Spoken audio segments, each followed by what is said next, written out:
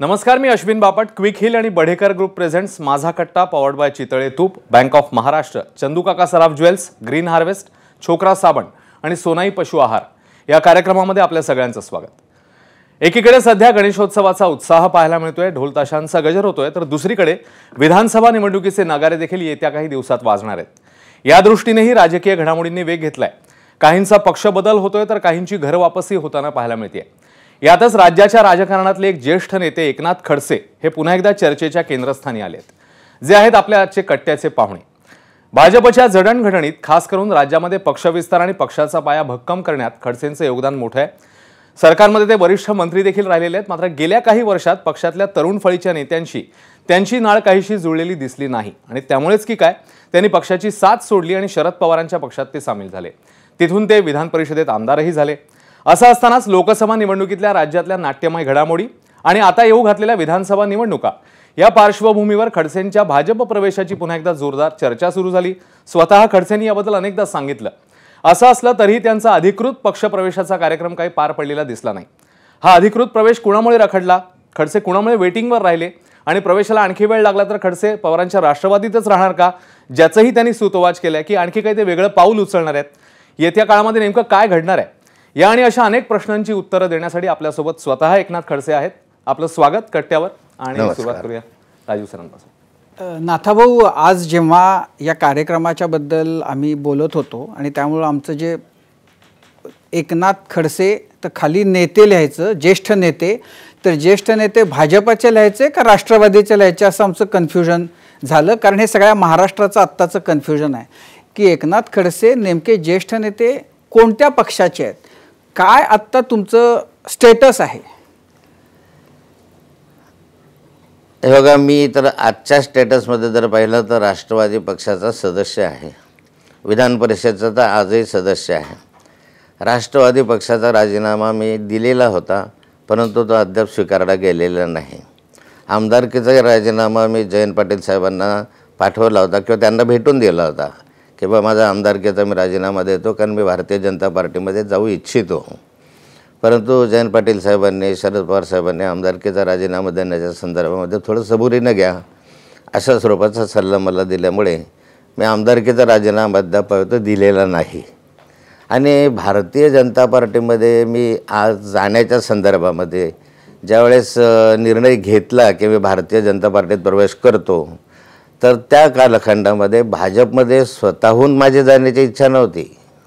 मी काही स्वतःहून भारतीय जनता पार्टीला मी भाजपमध्ये मला प्रवेश द्या आणि मी भाजपमध्ये येऊ इच्छितो असं काही मला वाटत नव्हतं. पण काही भारतीय जनता पार्टीमधले जे ज्येष्ठ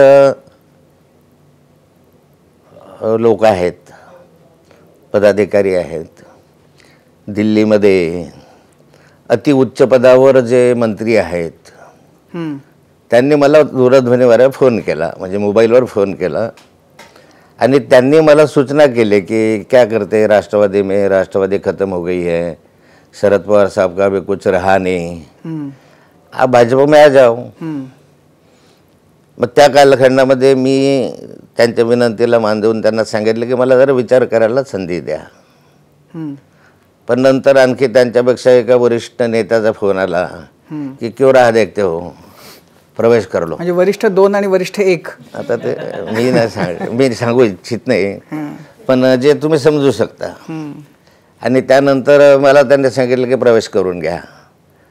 मग मी त्यावेळेस दिल्लीमध्ये असताना JP नड्डाकडे तावडेजी, मी आणि रक्षाताई गेलो असतं, त्यांना भेटायला गेलो त्यावेळेस त्यांनी माझ्या गळ्यामध्ये मफलर टाकून आपका प्रवेश तो हो जाएगा, डिक्लेअर कर लेंगे असं त्यांनी मला सांगितलं. आणि मग मधल्या कालखंडामध्ये मी म्हटलं की पण नड्डाजींकडे गेल्यानंतर माझा प्रवेश ते खाली डिक्लेअर करतील. परंतु आज 5-6 महिने झाले जवळपास मी वाट पाहतो आहे, अजून तर काही डिक्लेअर झालेलं नाही. नाथाभाऊ, हे भारतातलं कदाचित एकमेव उदाहरण असेल की महाराष्ट्र भाजपचे अध्यक्ष म्हणतात की नाथाभाऊ भाजपमध्ये आहेत. राष्ट्रवादी काँग्रेसचे अध्यक्ष शरद पवार, जयंत पाटील सांगतात की ते आमच्या पक्षाचे आमदार आहेत. तर एकाच वेळेला 2 पक्षांचे सदस्य होण्याचा बहुमान या सगळ्या राजकारण्यांनी तुम्हाला दिलेला आहे. दुहेरी सदस्य ह्याचा वाद हा फार पूर्वीपासून आहे. तुम्हाला आठवत असेल आणीबाणीच्या कालखंडामध्ये दुहेरी सदस्यत्वाच्या वादामुळे सरकार गेले होते.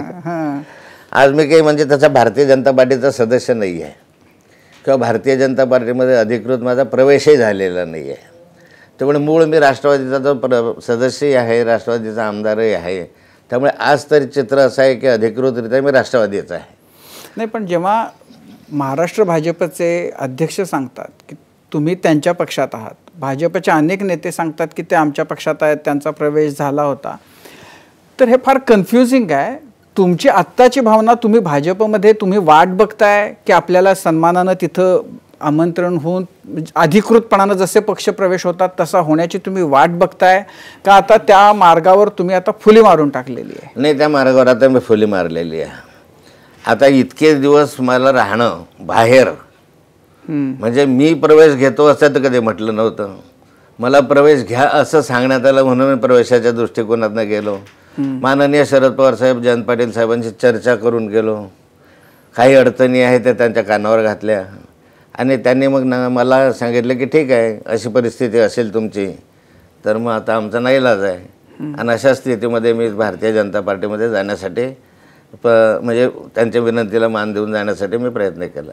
पण आज अशी स्थिती आहे की माझ्यासारखा माणूस ज्याने 40 वर्ष भारतीय जनता पार्टीचं काम केलं, 42 वर्ष झाले आता मला, म्हणजे मी 78-82 पासून काम करतो आहे. आणि इतके वर्ष काम करून मेहनत करून भारतीय जनता पार्टीला एक चांगलं स्वरूप, बहुजनांच्या मधलं स्वरूप आणलं, सर्व लोक जोडले, महाराष्ट्र पिंजून काढला. अनेक वेळा सायकलीवरून फिरलो, काय आम्ही चेष्टा सहन केली. अशा परिस्थितीमध्ये एवढं सगळं करत असताना भारतीय जनता पार्टीत मला प्रवेश द्या ही विनंती करणं माझ्या दृष्टिकोनातून तर मला वाटतं की फार अपमानास्पद आहे. आणि मला असं वाटलं की सन्मानाने माझा प्रवेश होईल, पण ज्या मला 5 महिने 6 महिने वाट बघावी लागली त्याच्यामध्ये मला हा एक प्रकारचा अपमान आहे. पण ज्या लोकांनी तुम्हाला सांगितलं होतं की क्या कर रहे हो वगैरे, मग त्यांच्याशी तुमचं काही बोलणं नाही याच्याबद्दल? माझं बोलणं झालं. नंतरच्या कालखंडामध्ये मी भेटलो सुद्धा. मी भेटूनच सांगितलं की ऐसा कैसा हो सकता है, आणि तुम्हीच सांगितल्यामुळे जर असं होत असेल तर म्हटलं दुर्दैव आहे. भारतीय जनता पार्टीमध्ये ही पद्धत नव्हती, पण अलीकडे पद्धत झाले, वेदनादायक आहे, दुःखदायक आहे. याच्यावर मी अधिक काही बोलू इच्छित नाही काय झालं ते, परंतु मलाही त्याच्या वेदना होतात की ज्या माणसाने भाजप उभा करण्यासाठी प्रयत्न केला, 1914ला हे सरकार आणण्यासाठी ज्याचं योगदान भरवात मोठं होतं, माझ्या नेतृत्वाखाली निवडणुका लढवल्या गेला, देवेंद्र माझे सहयोगी होते. 14ला निवडणुका लढवल्या, त्या कालखंडामध्ये आम्ही मेहनत केली. 5 वर्ष विरोधी पक्षनेत्यातून रक्ताचं पाणी करून महाराष्ट्र पिंजून काढला, महाराष्ट्रामध्ये वातावरण तयार केलं. आणि म्हणून 2014च्या कालखंडामध्ये 123 आमदार आमचे आले. पहिल्यांदा भारतीय जनता पार्टीचे 123 आमदार आम्ही काम केल्यानंतर 2014ला पाहिले. परिस्थिती काय आहे? आत्ता जसं भाजपमध्ये प्रवेशासाठी रखडले जातात तशी भाजपची आज परिस्थिती झाली. नंतर 2019च्या कालखंडामधली परिस्थिती, भारतीय जनता पार्टी 2000 म्हणजे आम्ही 123वर होतो, भाजप 105वर आले. आणि आता 2024ची जर वाढ बघत असाल, सगळे सर्वे जर पाहत असाल तर भारतीय जनता पार्टी अधिक कमी, त्याच्यापेक्षाही कमी 60-65पर्यंत येण्याची शक्यता आहे असं बोललं जातं. पण 125 आलं तर आनंदच आहे. पण जे असं होत असेल, आम्ही ज्यावेळेस 2014ला निवडणूक लढवली त्यावेळेस शिवसेना भारतीय जनता पार्टीची युती नव्हती. त्यावेळेस आमच्याबरोबर साधनसंपत्ती नव्हती. गोपीनाथ मुंडेंसारखा नेता आमच्याबरोबर नव्हता. दिल्लीमधलं सरकार नुकतंच आलेलं होतं. आम्ही कशा तरी याच्या आधारावर केलं तर 123पर्यंत आलं म्हणून सरकार घेता आलं. नाहीतर आज असं आहे की आज साधनसंपत्ती आहे, सरकार यांचे आहे, शिवसेना भाजपची युती आहे, तिरंगी लोक यांच्याबरोबर आहे, केंद्रामध्ये सरकार यांच्याबरोबर आहे. तरी अशी परिस्थिती भाजपची का व्हावी? चिंतनाची बाबा आमच्यासाठी, कारण आम्ही भाजपबरोबर जुळलेलो होतो म्हणून. मग असं तर उलट भाजप वाढायला पाहिजे. 123 आले तर 124 तरी व्हायला पाहिजे होती अशी अपेक्षा होती ना माझी. तुम्ही 123वरून 105वर येता, याचा अर्थ कुठेतरी चिंतन करण्याची वेळ आहे. पण ते आता माझा सल्ला किंवा माझी तुमची इच्छा आहे का त्यांना सल्ला देण्याची? नाही, मला सल्ला देण्यापेक्षा कसं आहे की भारतीय जनता पार्टीबरोबर मी जुळलेलो होतो. मी त्यासाठी रक्ताचं पाणी केलेलं आहे.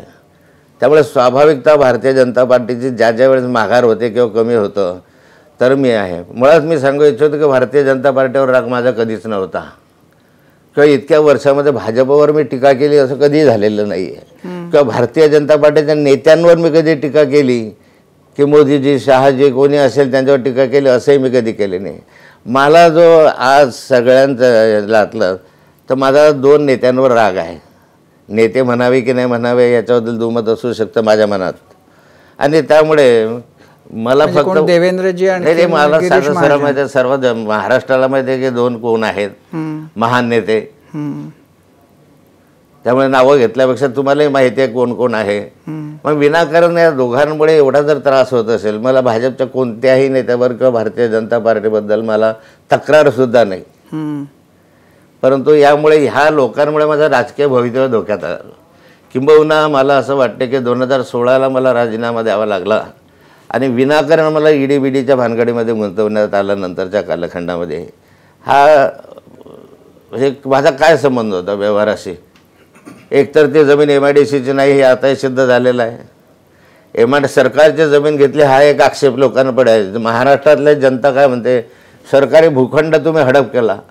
हा भूखंड सरकारी नाहीच ना, तो भूखंड खाजगी आहे. पण त्यावेळेला तर MIDCने सांगितलं होतं की आमचा भूखंड आहे म्हणून.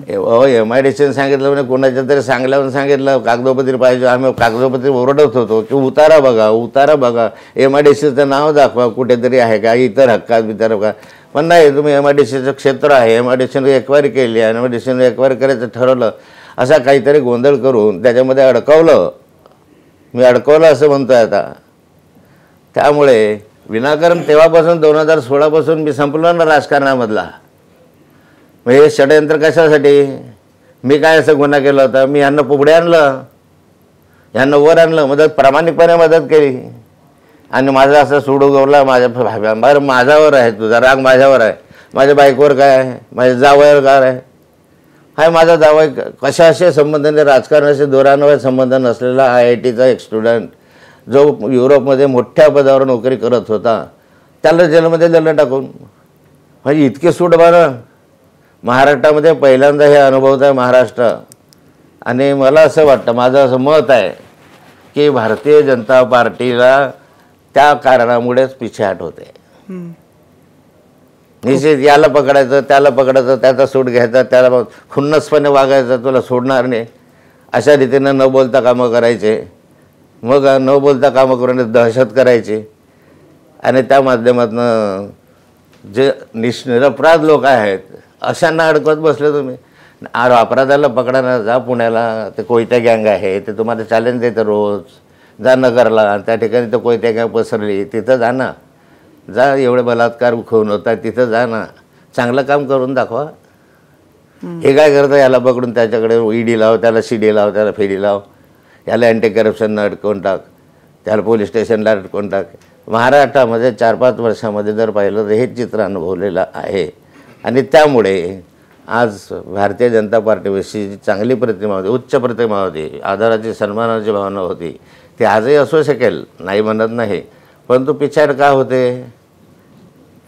पण नाथाभाऊ, तुम्ही बोलताना असं दिसतंय की तुमचं पहिलं प्रेम भाजप आहे. तुम्ही आता नांदायला इकडे राष्ट्रवादीत आलाय, पण तुम्हाला ते काय सोडवत नाहीये. तुम्हाला इथेही धड नांदता येत नाहीये आणि तुमचं तिकडचाही मोह होत म्हणजे काही सुटत नाहीये. म्हणजे त्यामुळं असं एक काहीतरी विचित्र अवस्थेत तुम्ही अडकलेले आहात. मी विचित्र अवस्थेत नाही, जिथे आहे तिथं प्रामाणिकपणे काम करावं अशी माझी भूमिका असते नेहमी. पण तुमच्या मनातलं प्रेम जे भाजपचं आहे ते तर आत्ताही दिसतंय. भारतीय जनता पार्टी बघा, मी 40-42 वर्ष भाजपमध्ये राहिलो, त्यामुळे स्वाभाविकता भारतीय जनता पार्टीचं प्रेम नसेल असेल तो विषय वेगळा. परंतु भारतीय जनता पार्टीत काम केल्यानंतर 45 वर्ष 42 वर्ष काढल्यानंतर स्वाभाविकता भारतीय जनता पार्टीविषयीचे ओलावा जो असतो तो असतो. शेवटी काम केलेलं आहे आणि काही विशिष्ट परिस्थितीमध्ये मला भारतीय जनता पार्टी सोडावी लागली. मी काय भाजप सोडावं असं माझी इच्छा नव्हती, परंतु या कारणामुळे भाजप सोडवले. तुम्ही तिकडे मला अवमान करता, सूट भावनेनं माझ्यावर कारवाई करता आणि नंतर मग तुमच्याबरोबर राहणं योग्य. आपण मला कोर कमिटीतनं काढून टाकलं, मला मिटिंगांना बोलवत नव्हते, मला जर हे एकाकी टाकलं होतं, बाहेर गेलं किंवा एकटं बसायचं आपण, हे मला सहन होण्यासारखं नव्हतं. का मी भाजप वाढवला होता, माझ्या कष्टाने काही ना काहीतरी भारतीय जनता पार्टीची प्रतिमा उंचावली होती. मी काही भारतीय जनता पार्टीला कुठे बदनाम केलं नव्हतं त्या कालखंडामध्ये. आणि त्यामुळे स्वाभाविक असं वाटणं आहे. पण आज मी राष्ट्रवादीमध्ये आहे, त्यामुळे राष्ट्रवादीमध्ये जिथे आहे तिथे प्रामाणिकपणे काम करणं ही माझी जबाबदारी आहे आणि मी करत आलो, पूर्वी करत आलो असं नाही आहे. पण म्हणजे राष्ट्रवादी हे आत्ताची जी तुमची स्थिती आहे, म्हणजे मला तर तुमचं हे पक्षप्रवेश रखडणं जे आहे तर त्याची असं उदाहरण जर मागं बघायला गेलो तर यशवंतराव चव्हाणांच्या बाबतीमध्ये असं झालं होतं की इंदिरा गांधींच्या पक्षामध्ये प्रवेश करताना त्यांना बराच काळ ताटकळत बसवलं होतं. त्याच्यानंतर थेट तुमचंच मला उदाहरण दिसते की एक नेता आहे ज्याला प्रवेश करायचा आहे, ज्याला सांगितलं आहे की तुम्हाला घेणार आहोत आम्ही, आणि होतच नाही आहे. आणि आता तो विषय संपला ना माझ्या दृष्टीने. पण या सगळ्याबद्दल म्हणजे म्हटलं तर हे मतलबी राजकारण आहे की तुम्हाला जेव्हा गरज आहे तेव्हा तुम्ही राष्ट्रवादीमध्ये गेलात कारण तुम्हाला भाजपमध्ये तिथं अपमानित होतात. जेव्हा तुम्हाला गरज वाटली तेव्हा तुम्ही यांना सोडलं, इकडे गेलात, आता इथं नाही होत तर आता परत तुम्ही इथं जाताय, असं जर म्हटलं त्याच्याबद्दल आणि अशी जर तुमच्यावर टीका झाली, तुम्ही जर टीका केली किंवा म्हटलं तर मला वाटतं की एका दृष्टीनं पाहिलं तर त्यात गैर काही नाही. असं वाटतं की मतलबी राजकारण आहे, तुम्ही तुमच्या सोयीचं राजकारण करता असं म्हणणं स्वाभाविक आहे. मी त्याच्याबद्दल दुमत म्हणत नाही. पण मला एक सांगा, मी भाजपमध्ये येतो आहे किंवा मला घ्या असं मी म्हटलंच नव्हतं ना. ज्यावेळेस मी स्वतःहून भाजप प्रवेशाचं म्हटलं असतं की मी भारतीय जनता पार्टी मला घ्या, मला प्रवेश द्या, जसं यशवंतराव चव्हाणांचं उदाहरण दिलं तर त्यांची इच्छा होती की मला काँग्रेसमध्ये प्रवेश द्या. मी इच्छाही व्यक्त केली नव्हती, पण मला नाईलाज होता. आणि मला जर एवढ्या वरिष्ठांकडून जर मला स्वतःहून माझ्यावर फोन येत आहे 2-2 वेळा, तर मग मी त्या सूचनेचा मान केला, अवमान केला तर त्याचा परिणाम काही वेगळा झाला असता कदाचित. मग हा तुम्ही मला सांगा, त्या कारणासाठी मला जावं लागलं. आणि मी जात असताना हे कारण तुम्ही सांगणार आहात का कधी की काय कारणानं तुम्ही? मी कधीतरी योग्य वेळी सांगणार आहे. पण मग आता तुम्हाला जेव्हा ज्यांनी तुम्हाला सांगितलं तर ते आता काय त्यांची मजबुरी आहे की ते तुम्हाला घेऊ शकत नाहीत? आता होतं हा तर प्रश्न त्यांनाच विचारला पाहिजे. नाही, तुम्हाला ते काहीतरी सांगत असतील ना. ते हा विषय सोडून माझ्याशी बोलतात. पण तुम्ही विचारत असाल ना की कारण प्रश्न तुमचा आहे, त्यांचा नाही आहे. मी विचारतो मग तुम्हाला नाही रुको होने वाला आहे, माझ्याजवळ उत्तर नाही आहे. पण तुम्ही म्हणजे ज्यांनी सांगितलं त्यांना तुम्ही विचारताय का विचारणंही तुम्ही सोडून दिलं? नाही, विचारतो. माझा संपर्क आहे, माझं बोलणं चालू आहे आणि ही परिस्थिती जाणीव त्यांनासुद्धा आहे. मी कदाचित तसं राष्ट्रवादीमध्ये गेल्यानंतर आहेच राष्ट्रवादीमध्ये, कदाचित त्यांनाही असं वाटेल की ठीक आहे आपण 5-6 महिने यांना वाट बघायला लावली, चूक झाली, कधीतरी वाटेल. पण जेव्हा की तुम्ही शरद पवारांना हे सांगितलं असेल की ह्या कारणासाठी तुम्ही जाताय कारण राष्ट्रवादी पक्ष संपलाय, शरद पवारांचं आता काही इथं अस्तित्व उरलेलं नाही आहे आणि त्यामुळं भाजपमध्ये जाणं या असं म्हणून मला सांगतायत, त्यावेळेला मग पवारांची काय रिॲक्शन होती त्यावेळेला? नाही, असं मला सांगतात असं मी तेच हे त्यांना सांगितलं नव्हतं. बाकीच्या अडचणी त्यांना सांगितल्या, त्यांना दाखवल्या काही कालखंडात. म्हणजे असं काही होतं की असं कुठलं तरी प्रकरण वगैरे की ज्याच्यामध्ये तुम्ही अडकलाय, त्यातनं सुटका करून घेण्यासाठी तुम्ही तिकडे गेला? माझ्याकडे काय प्रकरण आहे? ईडी शिवाय माझ्याकडे प्रकरण नाही, मी जामीनवर आहे. पण मग अशी काय मजबुरी होती तुमची की तुम्हाला तिकडे जावं? काही गोष्टी आहेत त्या आता मला सांगणं संयुक्तिक वाटत नाही, पण मी कधीतरी महाराष्ट्राच्या जनतेला ते सांगणार की हे कारण होते आणि म्हणून भाजप प्रवेशासाठी मी अनुकूल झालो होतो. म्हणजे तुम्हाला मजबूर झाला होता तुम्ही प्रवेश करण्यासाठी? तुम्ही असं समजू शकता. पण मग आता ती मजबुरी तुमची जी होती ती कायम आहे का आता संपला तो विषय? म्हणजे तो कायम जरी असला तरी मी आता समजलं की जो होंगा सो होंगा. शेवटी असा आहे, राजकीय माणूस आहे मी काही राजकारणामध्ये अजून तरी निवृत्त झालेलं नाही आहे किंवा जनतेनं मला अजून तरी निवृत्त केलेलं नाही आहे. ज्यावेळेस असं मला वाटेल की आता राजकीय जीवनात मला निवृत्त, मी फार काळ काही राहणार नाही आहे. मला तेही माहिती आहे की मला काही फार काळ राजकारणात राहायचं नाही आहे. पुढची पिढी येईल, पुढची पिढी जाईल, तोपर्यंत वाट बघूया. पण मला असं वाटते की ज्या काही गोष्टी आहेत ह्या गोष्टी नक्कीच महाराष्ट्राला समजल्या पाहिजे. महाराष्ट्रामधील जनतेमध्ये हा संभ्रम आहेच आणि हे मलाही योग्य वाटत नाही की महाराष्ट्रामध्ये मतलबी राजकारण तुम्ही करता. ते मतलबी राजकारण कदाचित तुम्ही म्हणा मी मान्य करून जाईल, तेव्हा पण मी सहन करेल, जनतेची मी माफी मागेल की हो तुम्ही म्हणता ते खरं आहे, पण माझ्या काही अडचणी आहेत, माझं काही जे आहेत ते तुम्हाला न सांगता सारं येण्यासारखे आहेत आणि योग्य वेळी मी ते यथावकाश सांगणार. पण मग हे तुमची अडचण असल्यामुळंच तुम्हाला प्रवेश नाही दिला तरी चालू शकतं असं आहे झालेलं, की तुम्ही जाल कुठं? राष्ट्रवादीकडे आहे, काळ बदलतो, पण वाट पाहतो की काळही बदलेल. पण एक काळ असा होता की महाराष्ट्राच्या संभाव्य मुख्यमंत्र्यांच्या लिस्टमध्ये तुमचं नाव होतं. आता तुम्ही तुमच्याही डोक्यातनं ते काढून टाकलं? मी काढून टाकलं. आता मुख्यमंत्री वगैरे सगळं काढून, मंत्री काढलं आणि मुख्यमंत्री काढून टाकलं. एक काळ मी मुख्यमंत्रीपदा, मी त्या ठिकाणी असा मुख्यमंत्रीपदाचा दावेदार नव्हतो. मी 5 वर्ष विरोधी पक्षनेता म्हणून मेहनत केली होती, कष्ट केले होते. त्याआधी 40 वर्ष माझा अभ्यास होता आणि त्यामुळे विधानमंडळामध्ये मी 30 वर्ष सातत्यानं कंटिन्युअसली निवडून येत गेलेलो होतो. त्यामुळे माझा क्लेम होताच, नैसर्गिक होता. म्हणजे मी काही जबरदस्ती इकडून तिकडून 10 लोक जमा करून 15 लोकांना पाडून किंवा फोडाफोडीचा राजकारण याला जोडलं, अजित पवारला जोडलं, नंतर शिंदेकडे गेलो आणि मग मला मुख्यमंत्री म्हणा असं म्हटलं, असं मी केलं नव्हतं. मी नैसर्गिकरित्या होतं की मी 123 आमदार सर्वांच्या सहकार्यानं, सर्व कार्यकर्त्यांनी मेहनत केली, कष्ट केली म्हणून 123 आमदार त्या कालखंडामध्ये आले. महाराष्ट्रामध्ये सर्वात जास्त आमदार भाजपचे 123 आले. त्यामुळे माझा क्लेम हा पहिला आहे अशी माझी विनंती होती. शेवटी पक्षाचा आदेश आहे तो मान्य करून मला मंत्रिपद घेतलं. मंत्रिपदाचं मी काम केलं. आता तुम्हाला ते काही स्वप्न पडत नाही आपण मुख्यमंत्री? नाही, आता मला वाटत नाही मुख्यमंत्री वगैरे अशा राजकारणात तर नको मुख्यमंत्री. इतकं घाणेरडं राजकारण मी पहिलं अनुभवलं. महाराष्ट्र जे अनुभवतो आहे अशा राजकारणात महाराष्ट्राचा मुख्यमंत्री होणं ही सुद्धा आता वेगळीच बाब आहे. कारण मुख्यमंत्री एका पक्षाचा होऊ शकत नाही अशी स्थिती आहे इथे. आणि दुसऱ्याला आवडता किती सावरावं लागतं ह्या पाहतो. लाडक्या बहीणपासून तर अन्यापासून निवडणूक आले की कसं धावपळ होते ह्या पण आता अनुभवता होतो. पण या बदलत्या राजकारणाच्या बद्दल तुम्ही फार तीव्र तुमची आता रिॲक्शन होती. हे सगळं राजकारण्यांनीच राजकारणाचा चिखल केला आहे ना, म्हणजे काय त्याच्यात कुणी कुणाला बोलावं? मला वाटतं राजकारण्यांनी राजकारणात चिखल केला, पण काही 1-2 व्यक्तीमुळे हा जास्त चिखल झाला. महाराष्ट्रामध्ये राजकारणाकडे जर सर्व महाराष्ट्रातली जनता पाहत असेल तर नाव न घेता मी सांगतो की एका व्यक्तीमुळे हे राजकारण महाराष्ट्रामधलं बिघडत चाललेलं आहे.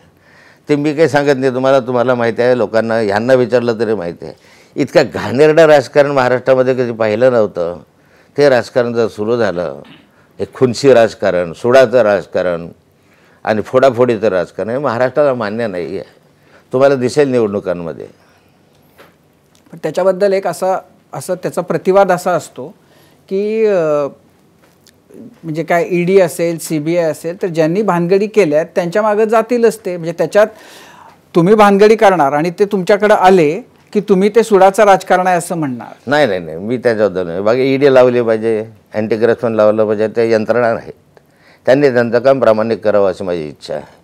जो गुन्हेगार आहे त्याला सोडता, मोदीला कशाला सोडता, नीरव मोदीला त्याला पकडा ना. असे 100 लोक आहे. तुम्ही ईडी लावणार अनिल देशमुखकडे, ईडी लावणार एकनाथ खडसेकडे, ईडी लावणार, किती लोकांकडे ईडी लागले, अँटी करप्शन लागली, CBI लागली. सत्यता शोधानं शेवटी निर्दोष सुटतात त्या व्यक्ती.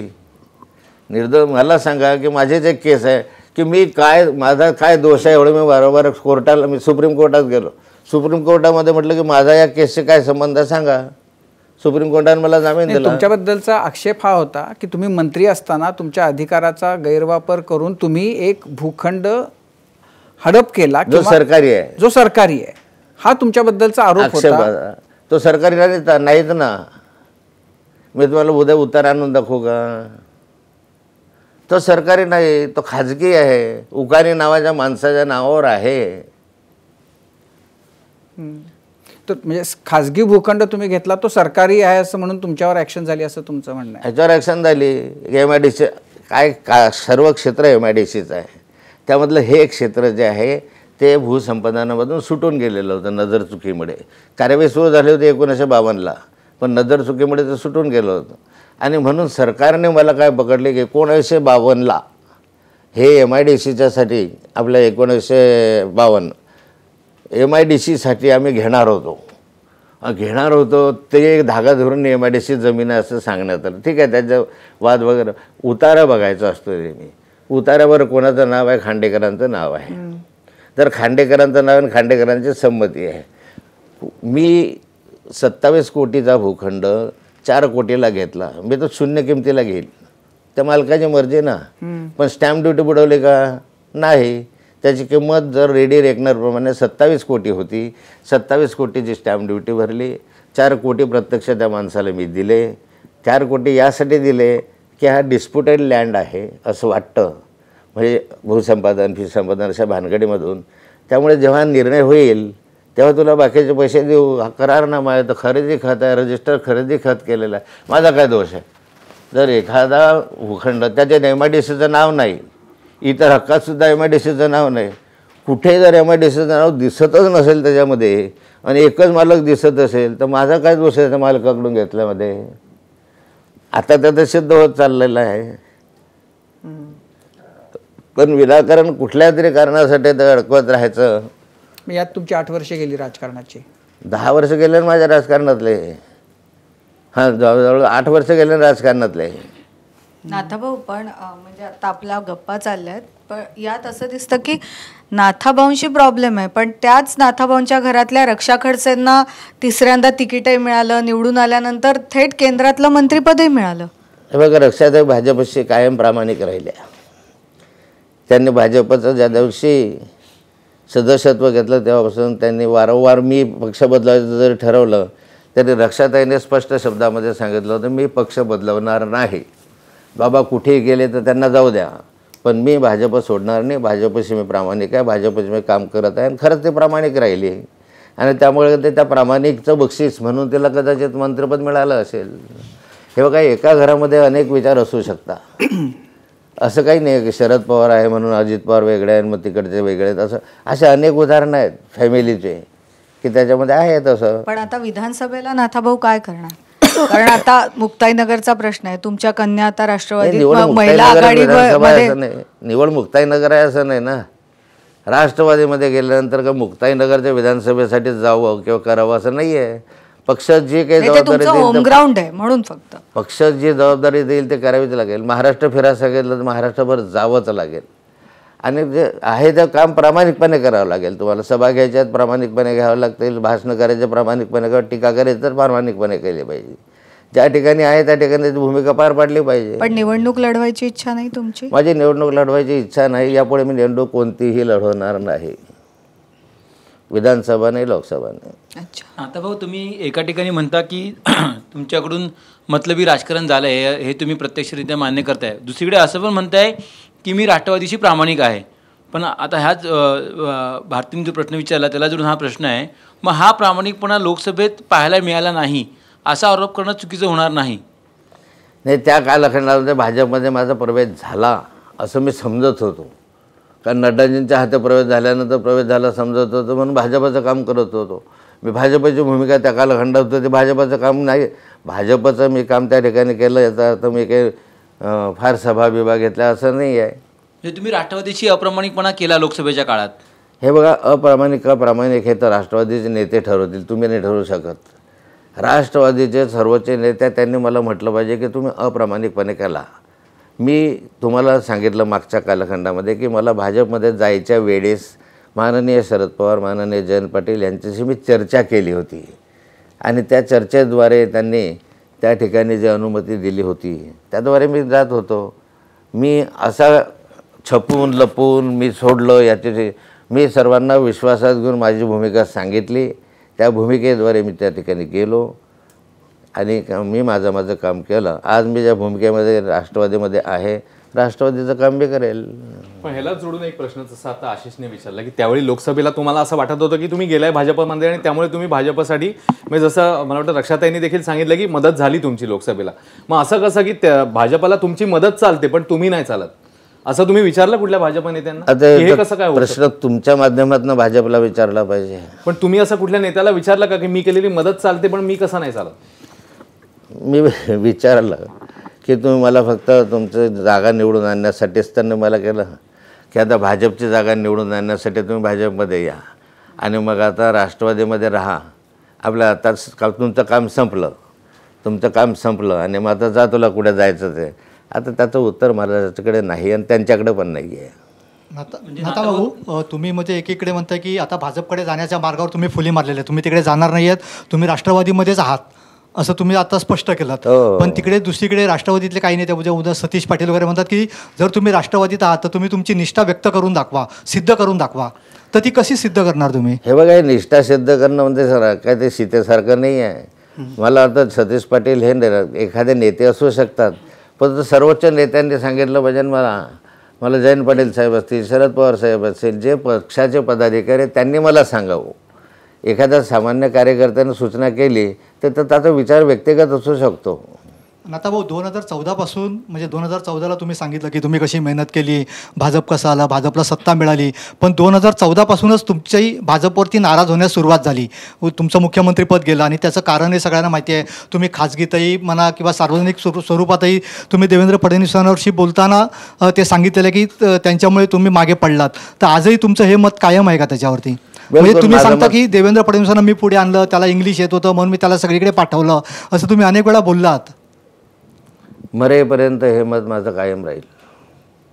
जे सत्य आहे ते सत्य आहे. हे मला नाही, महाराष्ट्रातील जनतेला माहिती आहे. जी वस्तुस्थिती आहे ती वस्तुस्थिती आहे.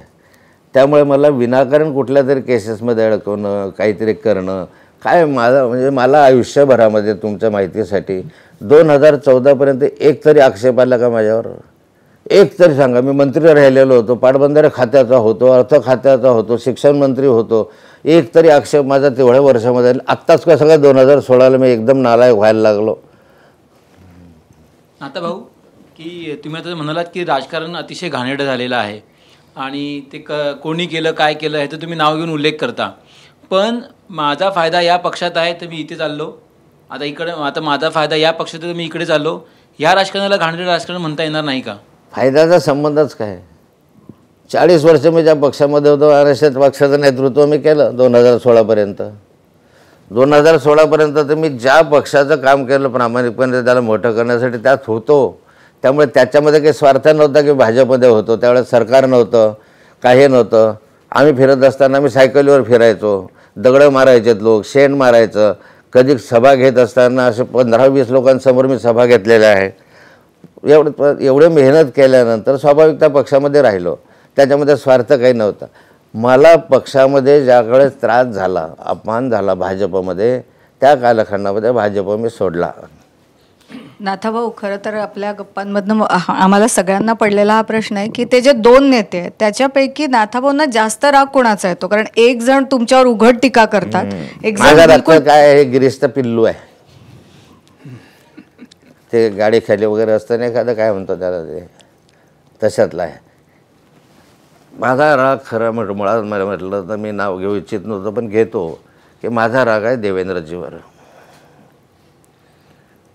मी ह्याच्यासाठी नाही, म्हणजे मला काही फार त्याच्यात काही ह्याचं आहे किंवा मी त्यांना मी कुणावरही राग व्यक्त केला नाही, कधी भाजपला म्हटलं नाही. आजपर्यंत तुम्ही म्हणता कोणा नेत्यावर नाही, कोणा मंत्र्यांवर नाही, कधी मोदींवर नाही, कधी शहांवर नाही, मी कधी टीका टिप्पणी केली नाही. ह्या लोकांवर असं आहे की काहीतरी विचित्रसारखं करणं. मला त्या ठिकाणी उत्तर महाराष्ट्रामध्ये नेतृत्व माझं होतं. उत्तर महाराष्ट्रामध्ये मी प्रत्येक वेळी 8-8, 10-10 आमदार निवडून आणलेले आहेत. खासदार तर माझे 6-6 खासदार होते. आज नाही आहे. आज आमचे 2 जळगावचे आहेत, तेवढे आम्ही आणले म्हणून नाक राहिलं त्याच्या माध्यमातून. पण अशी परिस्थिती असताना निव्वळ उत्तर महाराष्ट्रामध्ये नाथाभाऊचं नेतृत्व खच्ची करणं किंवा महाराष्ट्रामध्ये नाथाभाऊला कमजोर दाखवण्यासाठी गिरीशला वर आणण्यात आलं. हे तर उभ्या महाराष्ट्राला माहीत आहे. नाही तर गिरीश भाऊ कर्तृत्ववान माणूस आहे. अनेक प्रकल्प त्यांनी महाराष्ट्रामध्ये उभे केले. अनेक ठिकाणी त्यांचं व्यक्तिमत्व उजळतं झालं हे तुम्ही पाहता आहात. आणि त्यामुळे देवेंद्रजींचा अत्यंत आवडता व्यक्ती म्हणून त्यांचा उल्लेख होतो. पण खालच्या राजकारणामध्ये, या राजकारणामध्ये गिरीशने सांगावं आणि देवेंद्रजीने ऐकावं इतकं तर होता कामा नाही. त्याला वर आणायचं त्याला वर आणा, पण मला बदनाम करण्याचं काय कारण? ज्या माणसानं आयुष्यभरामध्ये, आज तुम्ही आयुष्यभरामध्ये जर पाहाल तर एक आक्षेप माझ्यावर नाही, एक आक्षेप नाही, एक भ्रष्टाचाराचा आरोप केला. मी हजारो मुलांना नोकऱ्या लावल्या. मी तुमच्या माध्यमातून सांगतो, मी पुनर्वसनाच्या याच्यामध्ये हजारो मुलांना नोकऱ्या, एकानं सांगावं की नाथाभाऊला जोडे घेऊन हातात तुमच्यासमोर मारावे मला की याने पैसे घेतले, 5,000 घेतले का 25,000 घेतले. मी महाराष्ट्रातल्या जनतेला सांगतो की कुणाला नोकऱ्या लावल्या आणि त्यांनी सांगितलं की नाथाभाऊला मी पैसे देऊन 10,000 दिले नोकऱ्या.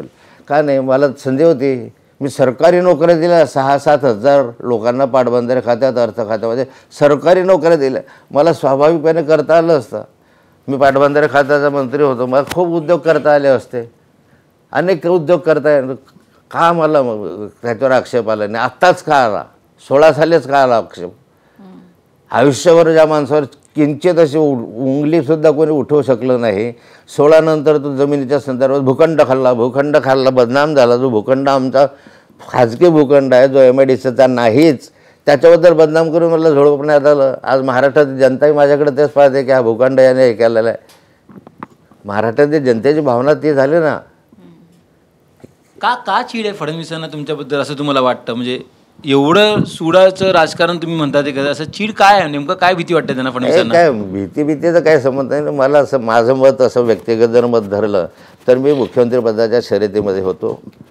उद्यापर्यंत शर्यतीत कुणी असता कामा नये, म्हणून कदाचित ते झालं असेल, कदाचित माझ्या म्हणण्यात तथ्य असेल, कदाचित नसेल, पण माझं मत मी तुम्हाला व्यक्तिगत सांगितलं. नाथाभाऊ, खरं तर महाराष्ट्रातल्या जुन्या जाणत्या नेत्यांपैकी तुम्ही एक आहात. आधीचं सरकार आहे, तुम्ही बघितलं युतीचं सरकार, राणे, जोशी, गोपीनाथ मुंडे, प्रमोद महाजन वगैरे यांच्या काळातलं. 2014 साली सुद्धा देवेंद्र फडणवीस, तुम्ही किंवा बाकीचे सगळे नेते, आणि आत्ताचं युती सरकार.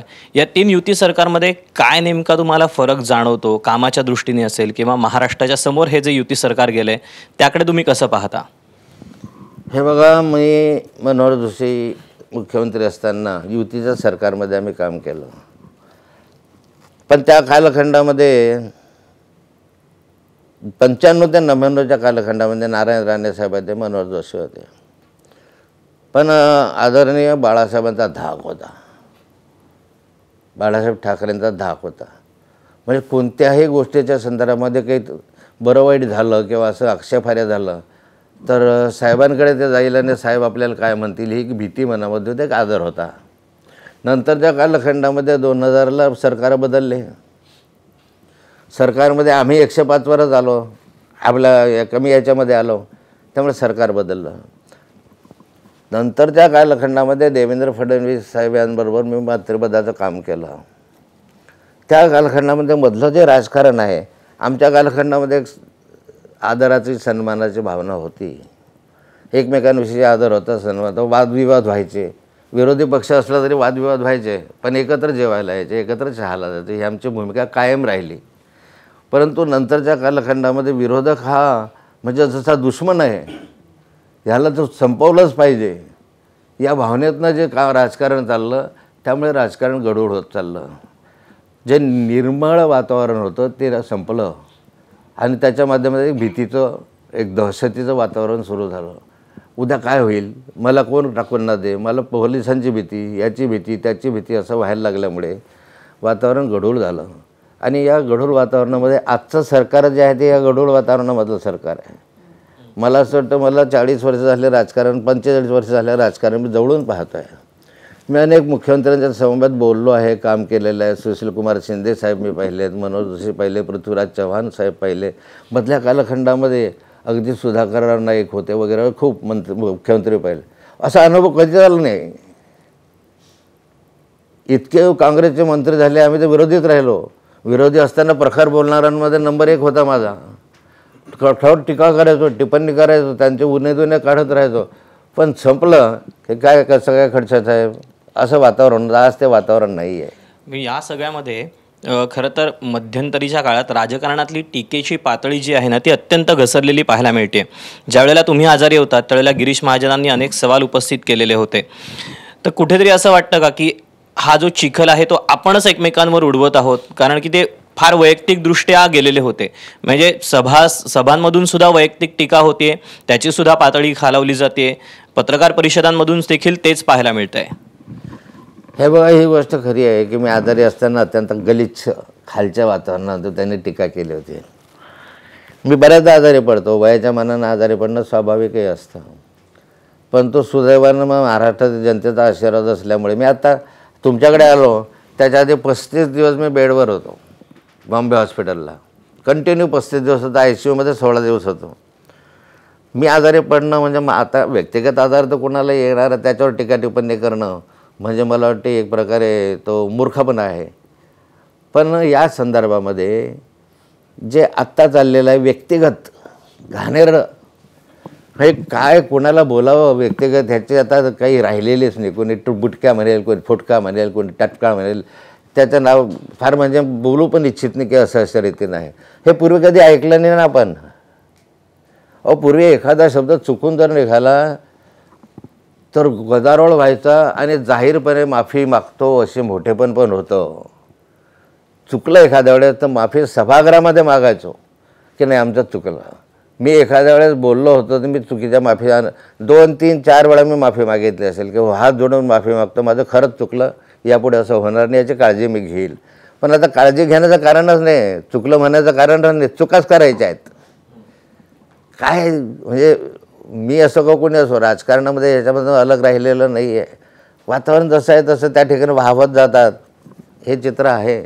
आता सरकारच्या संदर्भात जो प्रश्न विचारला तो मी तुम्हाला तुमच्या पक्षाच्या संदर्भामध्ये विचारतो की तुम्ही सुरुवात केली तेव्हाची भाजप, आता 2024 मधली भाजप आणि तुम्ही शरद पवारांसोबत देखील आता काम करताय, तर त्यामध्ये काय फरक जाणवतो, कार्यशैलीमधला बदल आणि त्याच्यामध्ये तुमच्यामध्ये काय बदल झाले इतक्या साऱ्या वर्षांमध्ये, असं काय जाणवतं तुम्हाला? नाही जाणवतं म्हणजे कार्यकर्ता म्हणून काम करत राहणे ही एक भूमिका जी असते, ते कुठेही राहा कार्यकर्ता म्हणून तुम्ही काम करता. पक्ष म्हणून जर विचारायचं तर भारतीय जनता पार्टी एक चौकटीमध्ये पक्ष होता. आम्ही ज्यावेळेस भारतीय जनता पार्टी, मी संघाचा स्वयंसेवकही आहे, मी ते कधी नाकारलं नाही. संघामध्ये मी गेलेलो आहे, संघामध्ये जातो, आजही जातो. RSSमध्ये जात असताना मी कधी नाही म्हटलेलं नाही आहे की माझा संबंध त्याच्याशी आहे. परंतु याचा अर्थ असा आहे की त्या कालखंडामध्ये कुठेतरी संस्कारामध्ये चौकटीमध्ये बसत जातो, सामूहिक नेतृत्व होतं. 4 लोकांना विचारलं जायचं, 4 लोकांना विचारलं तर वरिष्ठांची चर्चा केली जायची, वरिष्ठ 4 लोकांशी बोलायचे. ही पद्धती भाजपमध्ये आज मी अनुभवली नाही.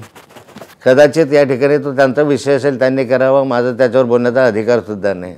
पण माननीय शरद पवार साहेबांकडे जेव्हापासून 2 वर्ष मी काम करतो आहे, पूर्वीपासून शरद पवार साहेबांविषयीचा आदर सन्मान माझ्याकडे होताच. एक वेगळं म्हणजे राजकारणाच्या पलीकडे पाहत असताना शरद पवार साहेबांचं एक नेतृत्व मी अनुभवत असताना राजकारण सोडून त्यांच्याकडे बघितलं एवढ्या उंचीचा माणूस दुसरा कोणी बाकी विरोधी पक्षात मला दिसला नाही. आणि आता मी माननीय शरद पवार साहेबांकडे काम करत असताना त्यांनी मला जेवढं प्रेम दिलं म्हणजे विश्वासात घेतलं. एकतर काय असतं की एकदा माणूस आल्यानंतर त्याला MLC करणं, नंतर त्याला आपल्यासोबत बसवणं, माझ्या दृष्टीनं ते फार मोठी गोष्ट होती. त्यांनी जो सन्मान दिला तो भाजपमध्ये जो उच्च पातळी म्हणजे वरिष्ठ पातळीवर मी ज्येष्ठ म्हणून होतो, तोच ज्येष्ठ म्हणून त्यांनी मला त्या ठिकाणी ठेवलं. मला त्याचा आनंद आहे. बाकी मला काय, आता मी सांगितलं मी कोणती निवडणूक लढवणार नाही, मला काही मंत्रिपद नको आहे, मला काही मुख्यमंत्रीपदाची आशाच राहिलेली नाही आहे. आणि त्यामुळे मला एखाद्या व्यक्तीबरोबर राहत असताना त्यांनी माझा किती सन्मान ठेवला, किती आदर ठेवला, ह्याला फार मोठी किंमत हे आहे ना. पण नाथाभाऊ, तुमचं म्हणजे राष्ट्रवादी काँग्रेस असेल किंवा भाजप असेल, वरिष्ठ नेतृत्व त्या पक्षाचं जे आहे त्यांचं तुमच्याबद्दल आणि तुमचं त्यांच्याबद्दल फार चांगलं मत आहे. स्थानिक पातळीवरचे जे नेते आहेत त्यांचा सगळ्याच पक्षातल्या लोकांचा तुमच्याशी का प्रॉब्लेम आहे? हे सगळ्या पक्षाचे कुठे, भाजपमधले स्थानिक तिथले तुमच्या विरोधात, राष्ट्रवादीमधले तिथले स्थानिक तुमच्या विरोधात, शिवसेनेतले स्थानिक तुमच्या विरोधात. राष्ट्रवादीमधला एक व्यक्ती सोडला तर कोणी माझ्या विरोधात नाही आहे. ते त्याचं व्यक्तिगत मत असू शकतं ना. राष्ट्रवादीला हवा आहे त्यांना, राष्ट्रवादी पक्षाला आमच्या स्थानिकमध्ये मी हवा आहे. त्यांना माहिती आहे की नाथाभाऊमुळे 4-5 जागा येऊ शकतात, 10 जागा पाडू शकतो, एवढी ताकद नाथाभाऊमुळे आजही आहे, हे त्यांना माहिती आहे. त्यामुळे राष्ट्रवादीमध्ये कोणी विरोध करतो अशातलं नाही. एखाद्या व्यक्तीचं मत त्यांनी व्यक्त केलं म्हणून राष्ट्रवादी विरोधात असं नाही आहे. बाकीचे माझ्याजवळ येतात, पडतात, त्यांना नाथाभाऊची मदत हवी आहे. विधानसभेमध्ये नाथाभाऊची मदत घेऊन आम्ही 4-10 लोक निवडून आणू शकतो त्या भागामध्ये. पण माझा प्रश्न हा आहे की या नेत्यांना समजा एकच असेल, तो तुमचे म्हणजे भाजपमधला असेल, शिवसेनेतला असेल, राष्ट्रवादीमधला असेल, तुम्ही तर राज्य पातळीवरचे नेते होतात, तुम्हाला तिथल्या या नेत्यांना आपलंसं का नाही करता आलेलं? नाही, मुळात सांगतो तुम्हाला, पार्टी आहे, पार्टीमध्ये शेकडो कार्यकर्ते, हजारो कार्यकर्ते आहे, त्या प्रत्येकाचं मत वेगवेगळं असं. माझं एवढंच म्हणणं आहे, वरिष्ठाकडून काय आहे, वरिष्ठ पदाधिकारी काय म्हणतात त्याला अर्थाने एखाद्याने काही म्हटलं म्हणून विरोध झाला, महाराष्ट्रात विरोध झाला, असं होतं का चित्र? असं कधी होत नाही. महाराष्ट्रामध्ये स्वागतच आहे, महाराष्ट्रामध्ये स्वागतच होईल, स्वागतच झालं. कारण त्यांना माहिती आहे की नाथाभाऊची ताकद किती आहे हे मी स्वतः सांगत नाही, पण नाथाभाऊचा फायदा आहे निश्चित. महाराष्ट्रामध्ये जर नाथाभाऊ फिरला तर महाराष्ट्रामध्ये आपल्या पार्टीला फायदा आहे, हे तर कार्यकर्त्यांना माहिती आहे. पण तरी माझा प्रश्न हा आहे की तिथले जळगावचंच आपण उदाहरण घेऊ तर जळगावमधले स्थानिक जे नेतृत्व आहे, जळगाव आमदारांच्या पातळीचं आपण म्हणू, तर ते सगळेजण तुम्हाला का विरोध करताय? कोणच नाही. कोण विरोध करतं? तर शिवसेनेमधले आमदार तुम्हाला ते करतात. कोण विरोध करतं आता सांगा? चंद्रकांत आता सांगा. चंद्रकांत पाटील तर आमचा विरोधकच आहे ना. चंद्र पाटील हा शिवसेनेचा नाही आहे, तो अपक्ष आमदार आहे. शिवसेनेचा नाही आहे, अपक्ष आमदार आहे. तो म्हणून घेतो शिवसेनेचा, पण तो निवडून आला राष्ट्रवादीच्या मदतीने निवडून आला. शरद पवार साहेबांनी त्याला अपक्ष उभं राहिल्यानंतर मदत केली म्हणून तो निवडून आला. मुद्दा असा की स्थानिक लोकांना तुम्हाला म्हणजे का नाही जमलेलं की त्यांना आपल्याबरोबर ठेवावं? हे बघा, एखादं झाड ज्यावेळेस मोठं असतं त्याला फळं जास्त असतात, तिथं दगडं मारतात. बाभळीला दगडं मारत नसतात. त्यांना माहिती आहे याची शक्ती किती आहे. त्यामुळे ते सगळे तुमच्या विरोधात आहेत. नाही, विरोधात कोणी नाही हो. तुम्हाला असं वाटतं एखादा माणूस विरोधात गेला म्हणजे का महाराष्ट्र विरोधात गेला असं समजता का तुम्ही? चंद्रकांत पाटील विरोधात जाणारच आहे. त्याला निवडणुकीत उभं राहायचं आमच्या विरुद्ध. तो काय आमची आरती घेऊन ओवाळणी? चंद्रकांत पाटील विरोधात, सतीश पाटील विरोधात, गिरीश महाजन विरोधात, गुलाबराव पाटील कुठे विरोधात? सत्तेतले गुलाबराव. पुणे सत्तेतल्या माणसांना सांगू की आम्ही विरोधात आहे. एका बाजूने आहेत का दोघ जण? गुलाबराव पाटील आणि आमचे काही मतभेद नाही. कधी आम्ही टीका टिप्पणी पण तुम्हाला 5 वर्षात एकमेकांवर केल्याचं पाहिलं नसेल, किंवा त्या संदर्भामध्ये टीका टिप्पणी कुणीही केलेली नाही आहे. आम्ही तर तुम्ही दोघे एका बाजूला आहात आणि तुम्ही जय विजय आणखीन बाकीचे सगळे एकीकडे. त्या ठिकाणी राष्ट्रवादीत असताना त्या ठिकाणी जिल्हा बँक मी आणली निवडून, माझा चेअरमन केला. त्या ठिकाणी सगळ्या निवडणुकांमध्ये यश आहे. त्यांना सहकारामध्ये नाथाभाऊ असताना सहकारामधल्या सगळ्या निवडणुका मी जिंकून आणल्या. म्हणजे नाथाभाऊ पाहिजे आहे आणि आता नाथाभाऊ नको आहे असं कसं होईल? त्यांना नाथाभाऊ नको आहे असं मला शरद पवार साहेबांनी सांगावं, जयंतराव पाटलांनी सांगावं की नाथाभाऊ नको आहे. मी आपला राजीनामा देऊन मोकळा होऊन जाईल ना. मला हे माहिती आहे की 10 जागांवर विजय मी मिळवू शकतो. आजपर्यंत आम्ही ताकद वापरली. मला म्हणणारा वर्ग कमी आहे अशातलं नाही आहे. महाराष्ट्रभरामध्ये आहे. फॉलोअर्स माझ्या महाराष्ट्रभरामध्ये आहे, जे मला आज म्हणजे मिळतात. प्रामाणिकपणे काम करत राहावं. आपण भाजपसाठी 40 वर्ष काम केलं तुम्ही म्हणालात, अगदी अनेक नेतृत्व उभी केलीत. जेव्हा तुमच्यावरती वाईट वेळ आली होती किंवा टीका होत होती किंवा तुम्हाला बैठकीतनं बाहेर बसवलं जात होतं, तेव्हा तुमच्यासाठी कोणी मागे उभं राहिलं नाही किंवा बोललं नाही किंवा समोरच्या व्यक्तीला कोणी समजावण्याचा प्रयत्न केला नाही का? नाही, उभे कशा राहत नव्हते. गोपीनाथजी मुंडे होते, प्रमोदजी महाजन होते, सूर्यभानजी वाडणे होते, कितीतरी भाऊसाहेब फुंडकर वगैरे सारखे मात्र गडकरी साहेब होते आमच्याबरोबर, जे बाजू घ्यायचे. कधी असं कोणी काही बोललं तर बाजू घेणारे माणसं होते ना. भक्कमफळी होती त्या कालखंडामध्ये. विरोधी पक्षामध्ये राहून मोजके लोक जरी नेते असले तरी एकमेकांना मजबूतीनं साथ देणारे होते. की आमचं तत्त्व, आमचं ध्येय कसं मजबूत आहे हे सांगणारे होते ना माझ्याबरोबर. कितीतरी फरांदे साहेब होते. बऱ्याच लोकांचे नावं मी घेऊ शकतो यामधून. नाही, हे तिचा प्रश्न जो होता ह्याच्या देवेंद्र फडणवीसांबरोबर तुमचं जे वितुष्ट वाढत गेलं, त्याच्यामध्ये कुणी शिष्टाई कशी काय केली नाही की वाढतच गेलं हे वैर? आणि नाही, कुणी शिष्टाई करण्याचा प्रयत्न केला असं मला वाटत नाही. का? भाजपमध्ये काय असतं माहिती आहे का, की मधल्या कालखंडामध्ये त्यांनी शिष्टाई, मला देवेंद्रविषयी आदरच राहिला नेहमी, मुख्यमंत्र्याविषयी आदर राहिला, सन्मान राहिला. मी काही वाईट बोललो अशातलं नाही आहे. परंतु हे प्रकरण घडल्यानंतरच माझं मत बदललं. नाही तर देवेंद्र फडणवीसांना पुढे आणण्यामध्ये कुणाचा हात आहे? कुणी आणलं त्यांना पुढे? नाथाभाऊन पुढे आणलं. त्यांना मागच्या सीटवर बसवण्याची परवानगी मी दिली.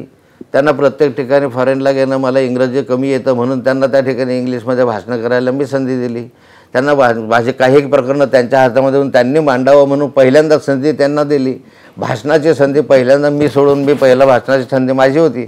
मी देवेंद्रजींना देत गेलो, प्रत्येक वेळी देवेंद्रजींना देत गेलो. नाहीतर देवेंद्रजी माझ्या घरी 5-5, 6-6 तास याचा अभ्यास करायचो आम्ही, भाषणं हे करायचो, प्रकरणं काढायचो, शोधायचो, एकमेकांच्या सहकार्यांना पुढे जायचो. पण भूमिका बदलली. पण नाथाभाऊ मुख्यमंत्री झाल्यानंतर भूमिका बदलली आणि त्यामुळे ही परिस्थिती आली.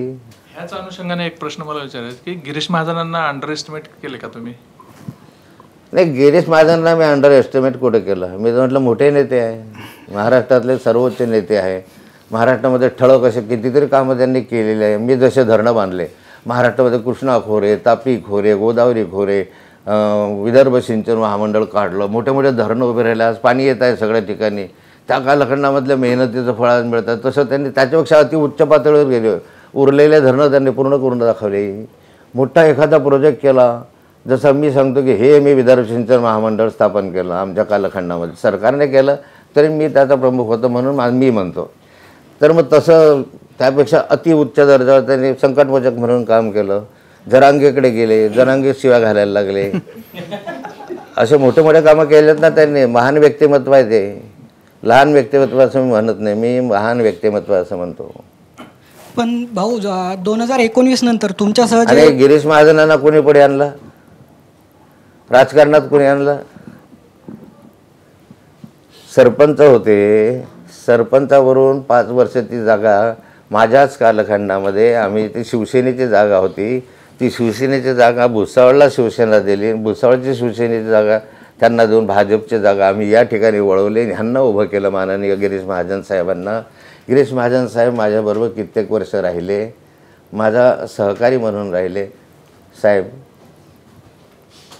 अशातले राहिले. आणि त्यांच्या घरामध्येही त्यांची पत्नी 25 वर्ष झाले जिल्हा परिषदेचे सदस्य, नगरपालिकेचे सदस्य, नगरपालिकेचे अध्यक्ष म्हणून राहिल्यात. 25 वर्ष त्यांच्या घरामध्ये, फॅमिलीमध्ये राहिल्यात. म्हणजे असं तुमच्याकडे आहे, मग ते नेहमी म्हणतात ना गिरीश भाऊ की त्यांना घरामध्ये सगळे पद हवे आहेत, पण तुमच्या घरामध्ये पण 25 वर्ष कशासाठी ठेवले? अरे असं असतात बाबा, राजकारणामध्ये जर मेहनत कष्ट केले तर कधी ना कधी म्हणतोच ना माझ्या घरात कोणी असावं. त्यात चूक काय असते? गैरचूक काय असते? हां, त्याचा गैरफायदा घेतला तर चूक आहे, गैरवर्तन केलं तर चूक आहे, कोणाशी काही संबंध दाखवले तर चूक आहे. पण 2019 नंतर तुमच्यासह जे भाजपमधील नाराज नेत्यांची जी नावं होती, पंकजा मुंडे असतील, तावडे असतील किंवा बावनकुळेंचं देखील त्यावेळेस नाव होतं, या सगळ्यांचं पक्षाने कुठं ना कुठं पुनर्वसन केलं. तर असं नाही म्हणता येणार का की 40 वर्ष काम केलं पण 5 वर्ष तुम्ही देखील पक्षावर कुठेतरी विश्वास ठेवला नाही? पंकजा मुंडे तर 5 वर्ष सक्रिय राजकारणापासून लांब होत्या, पण आता तिकीट मिळालं, विधान परिषद मिळाली. आठवलं नाही, 2014 पासून मला मंत्रिमंडळातनं काढल्यापासून 20 पर्यंत तुम्ही भाजपमध्येच होतो. 6 वर्ष भाजपमध्येच काढले ना. पंकजाताईंना पंकजांना 5 वर्ष कसं वागणूक दिली तुम्ही पाहिली, आणि वागणूक दिल्यानंतर आता खासदार व्हायच्या आधी आमदार करून टाकलं, जबाबदाऱ्या काही पण पद दिलं. बावनकुळे साहेब तर तिथलेच होते, नागपूरचे, त्यामुळे त्यांना त्या ठिकाणी न्याय मिळाला. पण मग मला न्याय का नाही दिला? मी नव्हतो का? मला तुमच्या माहितीसाठी, महाराष्ट्राच्या माहितीसाठी सांगतो, मला देवेंद्र भाऊंनी एका दिवशी बोलवलं. तुम्ही म्हणताना पंकजाला न्याय द्यायला, तसं मला न्याय देण्याचा त्यांनी प्रयत्न केला. देवेंद्रजींनी एका दिवशी बोलवलं, 2 जण म्हणे नाथा भाऊ तुम्हाला मी राज्यपालच्या शिफारशी करतो, राज्यपाल करणार आहे. म्हटलं देवेंद्रजी खरं सांगा, तुम्ही बऱ्याचदा हे करणार ते करणार म्हटलं, घेणार बिणार, आणि ते काही झालं नाही. तर मला जरा विश्वास बसत नाही. नाही म्हणे तुम्हाला राज्यपाल करू, आम्ही करतो आहे. आनंदाची गोष्ट केली तर, पण माझा विश्वास बसत नाही. माझ्या एकुलता एक मुलीची शपथ घेऊन सांगतो, हे देवेंद्रजींचे शब्द आहे, मी जाहीर बोलतो आहे, हा माझा गट्टावर सांगतो आहे तुम्हाला. पण दुर्दैवाने त्यांनी प्रयत्न केले पण ते होऊ शकलं नाही. नाथाभाऊ तेव्हा नाव होतं तुमचं मध्यंतरी एकदा, राज्यपाल पदाचे जे काही संभाव्य नावं होते त्याच्यात तुमचं नाव होतं. मग आता देवेंद्रजींनी प्रयत्न केले पण मग कुठे नाही पुरे, म्हणजे कुठे अपुरे पडले ते? आता मी म्हणतोय देवेंद्रजींनी प्रयत्न केले, कुठे पूर्ण पडले हे तर मला नाही माहिती. नाही, पण वरचे जे टॉपची लिडरशिप आहे भाजपची ती तुम्हाला अनुकूल, इथं ज्यांचा तुम्हाला संभाव्य विरोध असू शकतो ते तुमच्या बाजूनं, तर मग का नाही झालं राज्यपालाचं? नाही, आता हा विषय तर मला नाही सांगता येईल का नाही झाला, पण मला हे देवेंद्रजींनी सांगितलं होतं आणि त्याप्रमाणे त्यांनी शिफारस केली होती हे मी तुम्हाला सांगतो. त्यामुळे मध्ये जसं म्हणाले की याच्यासाठी वगैरे प्रयत्न केले नाही, ही गोष्ट असेल कदाचित 2019च्या आधीची. आता भाऊ म्हणजे जेव्हा तुमच्यावरती खूप आरोप होत होते तेव्हा तुम्ही सांगितलेलं की तुमच्याकडे अनेक CD आहेत आणि त्या CD तुम्ही वेळेवरती बाहेर काढणार. त्या CDची महाराष्ट्रातील जनता वाट बघते. त्या CD कधीपर्यंत बाहेर येणार आहेत? काय आहे? CD तुमच्याकडे CD आहेत असं तुम्ही सांगितलेलं. मला सांगा मोकळं. आता तुम्हाला सांगतो, ED म्हटलं म्हणून मी CD म्हटलं. त्या ठिकाणी यमक साधण्यात त्यांच्याकडे ED आहे तर मी तुम्हाला CD लावतो असं त्या ओघात मी बोललो. पण माझ्याकडे काही कागदपत्र, काही व्हिज्युअल्स होते, नव्हते असं नाही आहे. होते म्हणजे तू गेली मी सांगतो ना, त्यातल्या माझ्या मोबाईलमधला मी अनेकांना, माझ्या भाजपच्या वरिष्ठांना सुद्धा दाखवला होता एक, की बघा हे काय चाललं आहे, मुलीबरोबरचे चाळे कुणाचे आहेत त्या नावाने सांगत, हे दाखवलं होतं. पण नंतर मला समजलं नाही की माझ्या मोबाईलमधलं ते कसं काय डिलीट झालं आणि कुठे गेलं हे मलाही समजलं नाही. कदाचित ते मला, पण मी शपथेवर सांगतो की तुमच्या मोबाईलमधलं कोणीतरी भलतंच कोणीतरी डिलीट केलं ते काय मला सांगते. मुक्ताईवर माझी श्रद्धा आहे. मुक्ताईची शपथ घेऊन सांगतो की माझ्याकडे ते होतं, पण ते कसं गेलं हे मला माहिती नाही. ते असताना मी भाजपच्या काही वरिष्ठांना दाखवलं होतं, दिल्लीच्या काही वरिष्ठांना ते दाखवलं होतं की बघा हे आहे. त्यांनी ते पाहिलं होतं हे निश्चित. काही जवळच्या मित्रांनाही दाखवलं होतं. काही जवळच्या मित्रांनाही दाखवलं होतं. दाखवलं होतं ना, जवळच्या मित्रांनाही दाखवलं होतं मी. पण मग जे मला जवळपास, मला ते काय, मला मोबाईल मला समजत नाही, अजूनही समजत नाही मला ते मोबाईलचे सगळे काही, मला त्याला ते येत नाही. जवळजवळ 15 दिवस का 20 दिवस माझ्या मोबाईलमध्ये ते होतं आणि मी काही पत्रकारांना सुद्धा दाखवलं. तुम्ही कोणाला ते पाठवून नाही ठेवलं? मी सांगतोय मला ते जमत नाही. मला भीती पण वाटत होती की एखाद्या वेळेस हे कुणीतरी घेईल, कुणीतरी हे करेल. मी माझ्या PA जवळच दिलं होतं, त्याला दुसरा मोबाईल आणायला सांगितला होता की तू दुसरा एक नवीन मोबाईल घेन, त्याच्यामध्ये हे ट्रान्सफर करून मला दे आणि तो यात ठेवून दे सुरक्षित. पण सुदैवाने ते झालं नाही त्यावेळेस. पण हे होतं हे सत्य आहे. महाराष्ट्रातील जनतेला हे सांगू इच्छितो की माझ्याकडे ते होतं, हे निर्विवाद चित्त आहे. मी त्याच्यात चुकीचं काही केलं किंवा चुकीचं बोललो असं नाही आहे. दुर्दैवाने ते होऊ शकलं नाही, हे माझी चूक असेल किंवा माझं हे असेल. पण ते कोणत्या पातळीवरच्या नेत्याचं होतं? आता जे तुम्हाला नावं माहिती आहे त्यातलंच होतं.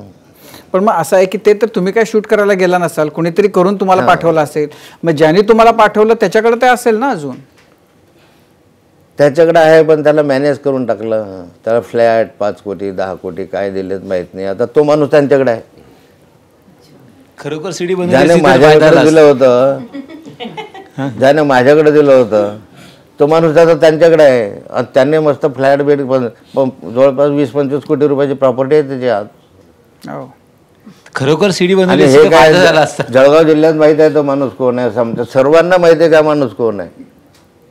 पण आता आपल्या हातात नाही तर बोलणं कठीण आहे, सोपं नाही. पण त्या व्हिडिओमधली सगळी पात्रही लोकांना माहिती आहेत का? जनतेला सगळंच माहिती आहे की काय चाललं आहे, कोण काय करतो. हे लोक काही एवढे वेडे नाही आहेत. कुणाचं काय चारित्र आहे सर्वांना माहिती आहे. उगाच चारित्र खालच्या पातळीवर जाऊन बोलणं योग्य नाही आहे. बाकीचे सर्व पाहतात कसं आहे.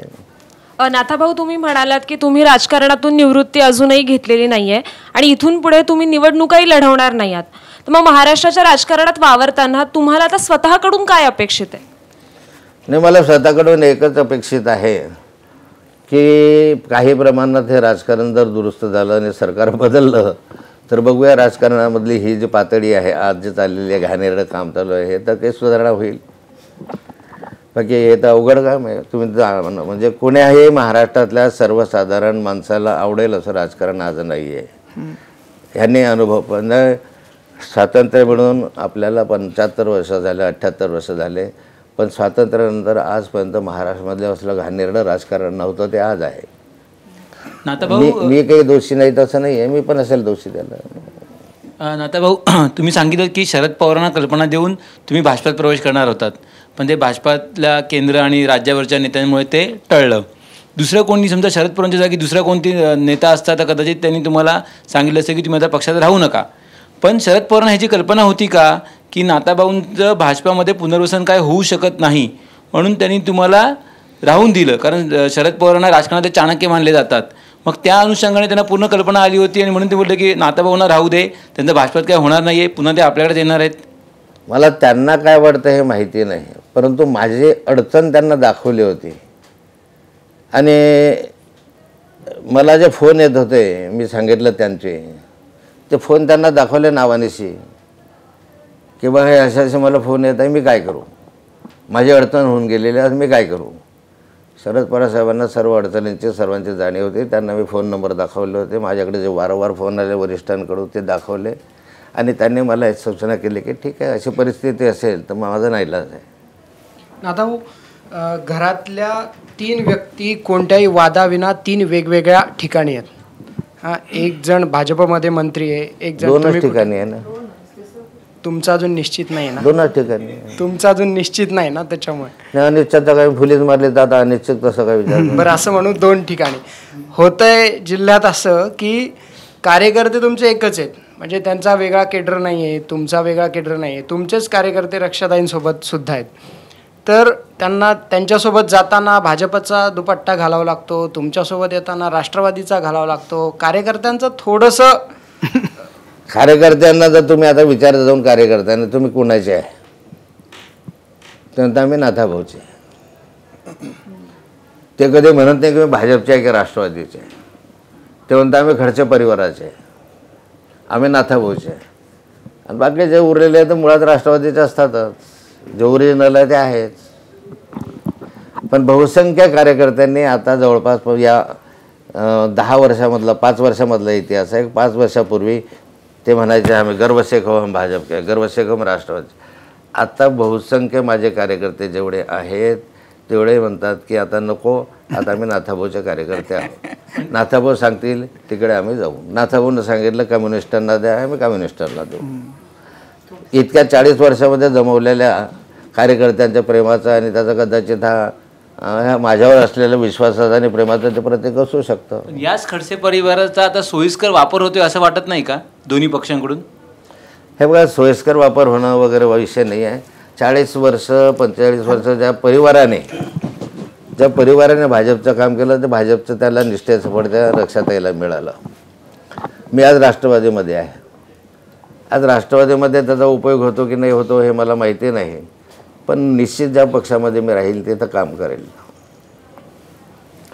एक प्रश्न फक्त, आता विधानसभा तोंडावर आहेत म्हणून आत्ताचं जे वातावरण तुम्ही बघताय ते सगळं ते बघता आणि तुमचं ॲनालिसिस एकूण सध्याचं चित्र तुम्हाला काय दिसतंय? कुठल्या पक्षाला अंदाजे किती जागा मिळू शकतात?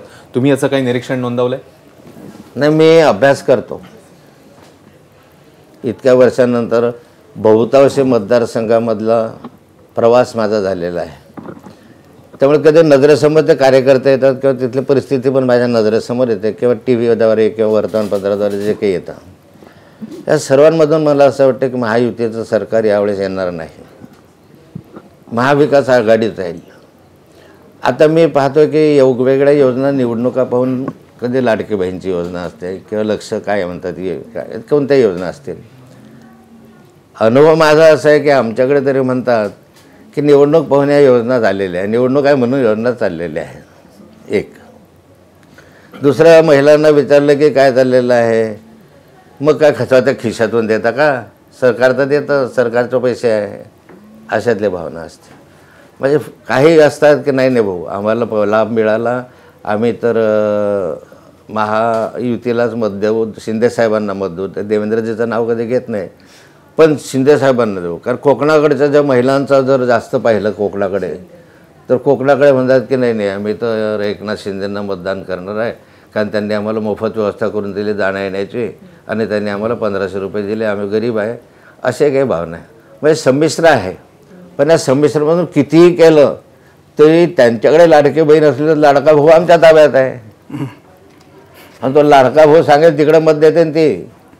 तिचं स्वतःचं मत बऱ्याचदा असं असतं. महिला बऱ्याचदा त्या माझ्या बायको मला विचारते कुणाला, तर ते कुणाला देत असेल काय माहिती, पण मला विचारते चाललंय मतदानाला तर कुणाला देऊ. मी सांगतो की भाजपला द्या, काँग्रेसला द्या. तुम्ही उभे असताना ठीक आहे शेवटचा म्हणून लाडका भाऊ आहे तोपर्यंत चिंता करू नका. आणि महाराष्ट्रातलं वातावरण बदललेलंच आहे. तुम्हाला सांगतो महाराष्ट्रामधल्या एका रात्रीमध्ये क्षणामध्ये महाराष्ट्रातली मनस्थिती बदलेल असं आता चित्र नाही आहे.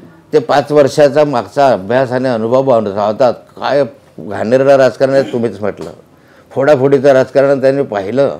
असं कधी नव्हतं की पक्षच फोडले, पक्षच पळून गेले, पक्षाच्या चिन्हात चालले गेले. असं तो 50 वर्षाचा अनुभव नाही आला महाराष्ट्राला, आता आला ना. हे बघा, सर्वसाधारण माणूससुद्धा आता सुज्ञ झालेला आहे.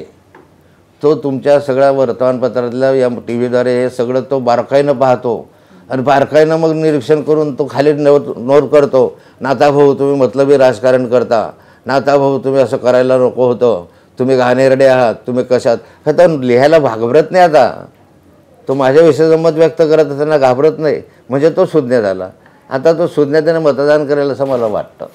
पण नाथाभाऊ, जेव्हा आत्ता लोकसभेच्या निवडणुका झाल्या त्यावेळी तुम्ही काय समजा कुठे देवळात वगैरे जात असाल तेव्हा तुम्ही काय म्हणजे कुणाला यश मिळावं असं तुम्ही प्रार्थना करत होता देवाकडे?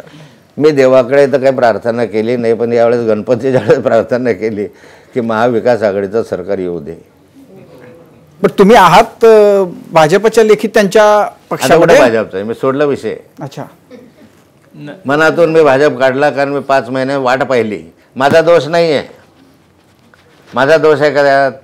तुम्ही हो म्हणाला असतात कदाचित भाजपमध्ये चाललं गेलो असतो, पण तुम्ही मला काही प्रतिसादच दिला नाही तर माझा दोष कसा? राजकारणी माणूस एका ठिकाणी कसं राहू शकेल? पण भले दोष येतील, माझ्यावर काही दोष आले असतील, आक्षेप आले असतील, मतलब म्हणत असेल, काय म्हणायच्यामध्ये म्हणू द्या. पण राजकारणामध्ये असं काही माणूस स्लिपिंग मोडमध्ये नाही राहत की आता आपला तो काय मोबाईलवर ते विमान दाबलं म्हणजे आता बस सो जाओ, असं राजकारणात तर शक्य होत नाही ना.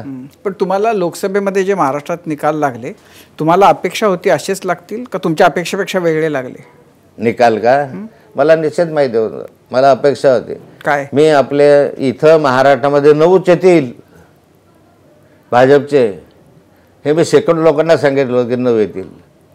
मला माहीत नव्हतं काय येतील, पण आपले अशोक वानखेडे आहेत ना, ते माझे चांगले मित्र आहेत आणि ते मला सांगायचे ना, आता भाऊ तुम्ही किती म्हणा महाराष्ट्रामध्ये 9च येणार आहे. अरे म्हटलं अशोकजी असं कसं का होऊ शकतं? 9 काही तर काही सांगतो तो नाही मी सांगतो. मग त्यांनी जे सांगितलं अशोक वानखेडे मी जनतेला सांगायचो की 9च येतील. तुम्ही बघा बरं, खरं 9 आले. त्यांचं म्हणणं जर खरं ठरलं, त्यांनी बिलकुल तुम्ही तुमच्या मागचे हे अशोक वानखेडेंचे मागचे पहा रिपोर्ट, त्यांनी 25 वेळा तरी त्यांच्या ह्याच्यामध्ये 9 म्हटलेलं आहे की 9 येणार आहे आणि तो आकडा धरून मी 9 म्हणायचं आणि 9 आले. नाथाभाऊ, आता लोकसभेच्या निकालाचा विषय निघालेला आहे. सासरे नाथाभाऊंच्या मदतीने रक्षा खडसे मंत्री झाल्या. आता माझ्या मदतीने नाही झालं, माझा काही संबंध नाही. नंदेला आमदार करण्याकरता आमदार होताना ह्याची परतफेड होताना पाहायला मिळणार आहे का? कारण कार्यकर्ते तर एकच आहे, केडर एकच आहे.